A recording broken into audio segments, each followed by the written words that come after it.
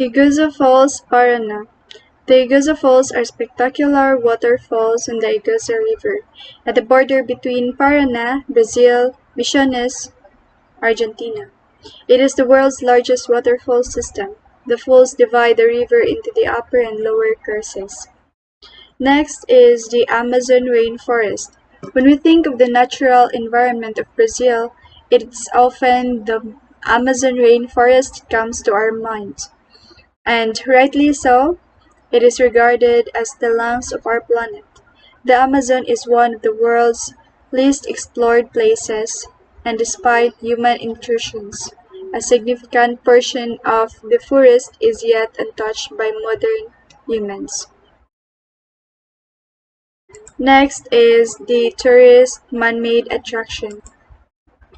First is Christ the Redeemer statue. It is one of the most remarkable Brazil landmarks, which also happens to be the biggest and most famous Art Deco statue in the world. Next is the Teatro Amazonas. Teatro Amazonas is a charming opera house in Manaus. Right in the heart of the Amazon rainforest, it was chosen by Vogue magazine as one of the most beautiful ones in the world. Next is the tourist man-made attraction is the Cathedral of Brasilia, the first monument created in the country's capital. Brasilia was the Metropolitan Cathedral designed by the architect Oscar Niemeyer.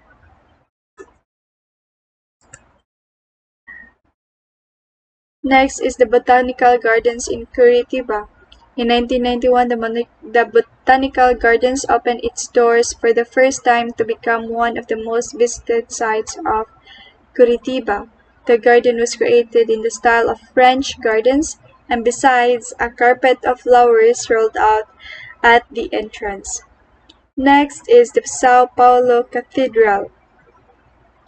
The Metropolitan Cathedral of Sao Paulo is also known as Se Cathedral, was one of the first churches built in the city. Today, it is considered one of the world's most massive neo-Gothic monuments. Next is the heritage tourist attractions. First is Brasilia.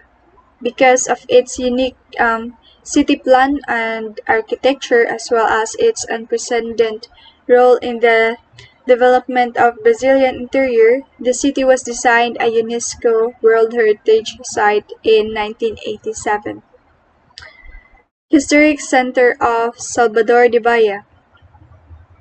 The Historic Center of Salvador de Bahia was the first capital of Brazil, since it was named capital in 1549. It has retained its status until 1763. Next is the Historic Center of São Luís. The historic town of São Luís was developed by the French and occupied by the Dutch by the end of the 17th century. After that, it came under the rule of the Portuguese, despite the fact that several countries have passed the original rectangular street plan of the historic town has remained intact until today. Next is the historic town of Ouro Preto. The name Ouro Preto literally translates to black gold. From this name alone, you will be able to determine the history of this town. In the golden age of Brazil in the 18th century, the gold mines were a huge industry in this town. Next is Pampulha Modern Ensemble. The Pampulha Modern Ensemble is the central feature of the visionary garden project that was established at Belo Horizonte in the early 20th century. Next is experience the full day in Rio at Christ the Redeemer Sugarloaf Maracana and Celeron Lunch in this tour package. Overview is get an overview of Rio's most important sites during this comprehensive 8-hour tour. With a local guide, travel through the Tijuca forest, stopping at Paineiras to board transportation to the top Corcovado, home of the Christ the Redeemer statue. Take the cable car from Urca up to the top of Sugarloaf Mountain, then eat lunch at one of the city's best steakhouse before visits to Maracana Stadium and the Sabadrome. Round-trip transportation from Rio hotels is included. Inclusions are guide full-day city tour of Rio de Janeiro via air-conditioned van, entrance fees to Christ the Redeemer on Sugarloaf, barbecue buffet, lunch at Brazilian Steakhouse, professional guide with live tour commentary in English, Spanish, and Portuguese. Hotel pick-up and drop-off from hotels in South Zone and West Zone. Comfortable air-conditioned van with maximum capacity of 19 passengers. Itinerary. 1 is Avenida Atlantica, pass by, Copacabana Beach, Estatua Carlos Drummond de Andrade, Ipanema Beach, and Centro de Visitantes Paineiras, which has 10 minutes with addition ticket included. And next is Peru. Peru is without doubt one of the most captivating countries in South America.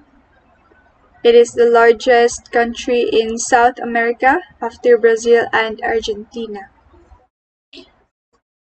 The country's capital city is Lima.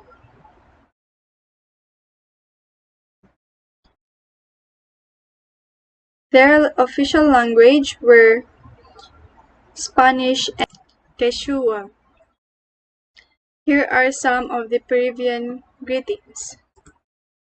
Buenos dias, which means good day or good morning. Buenas tardes, which means good afternoon or good evening. Buenas noches, which means good night. Next is the political system of Peru. Peru is a constitutional republic with a president, Congress, and a Supreme Court. Peruvians are required to vote by law. President serves 5-year terms and can only be elected twice in a row. States and regions. There are 196 provinces in Peru, grouped into 25 regions except for Lima province, which does not belong to any region. This makes an average of 7 provinces per region. Brief history. Peru is a very old country. The earliest inhabitants arrived there about 15,000 years ago. The societies emerged on the west coast more than 5,000 years ago and began to spread inland. These include the Chaven, the Moche, and the Nazca. One of the most important Peruvian cultures was the Inca, who lived in Peru around 600 years ago. Their capital, Cusco, is still a major city today.